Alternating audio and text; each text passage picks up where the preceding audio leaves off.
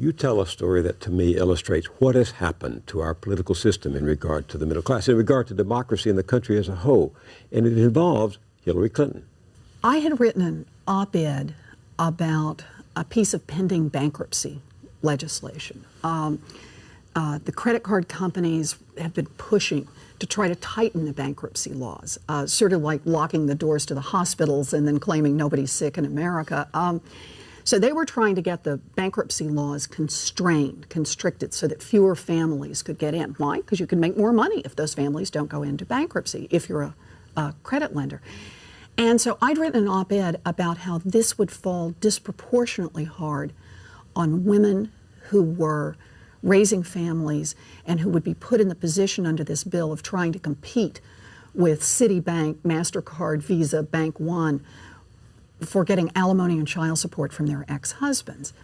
Mrs. Clinton evidently saw the First Lady. The First Lady. She was then First Lady. This is in the 1990s, late 1990s. Mrs. Clinton saw the piece, and I got a call from the White House. And they said Mrs. Clinton was going to be in town to give a speech in Boston, and would I come and meet with her? I said, sure. And so I put together all my files. I show up at the appointed place. After she's finished her speech, we're ushered into a tiny little room somewhere in the bowels of this hotel, and just the two of us. They close the door.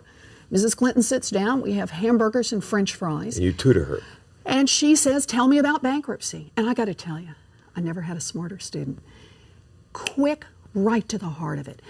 I go over the law. It's a complex law. Went over the economics, showed her the graphs, showed her the charts, and she got it. Within 20 minutes, she could play where the rest of it would come. Well, then that will mean this part's happened. That will mean this has happened. I said, yes, that's right. And at the end of the conversation, Mrs. Clinton stood up. She said, let's get our picture taken, which we did.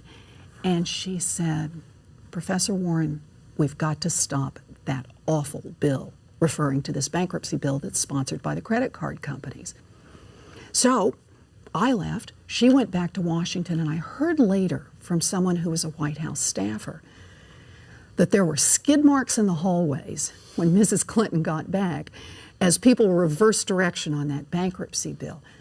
They were supporting the industry, and because of her... President Clinton had been showing that this was another way that he could be helpful to business. It wasn't a very high visibility bill. And when Mrs. Clinton came back with a little better understanding of how it all worked, they reversed course, and they reversed course fast. And indeed, the proof is in the pudding. The last bill that came before President Clinton was that bankruptcy bill that was passed by the House and the Senate in 2000, and he vetoed it. And in her autobiography, Mrs. Clinton took credit for that veto, and she rightly should.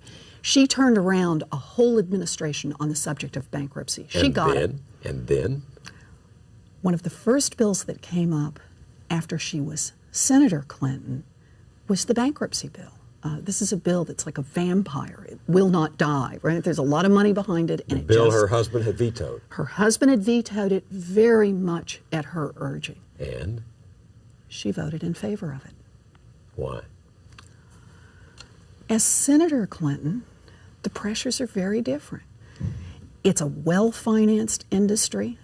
You know, a lot of people don't realize that the industry that gave the most money to Washington over the past few years was not the oil industry, was not pharmaceuticals, it was consumer credit products. Those are the people, the credit card companies have been giving money, and they have influence. And Mrs. Clinton was one of them, as senator. Yeah. She has taken money from the groups, and more to the point, she worries about them as a constituency. So what does this mean, though, to these people, these millions of people out there whom the politicians cavort in front of as favoring the middle class, and then are beholden to the powerful interests that undermine the middle class? What does it say about politics today?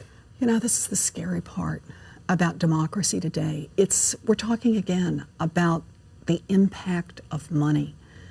The credit industry on this bankruptcy bill has spent tens of millions of dollars lobbying, and as their profits grow, they just throw more into lobbying for how they can get laws that will make it easier and easier and easier to drain money out of the pockets of middle-class families.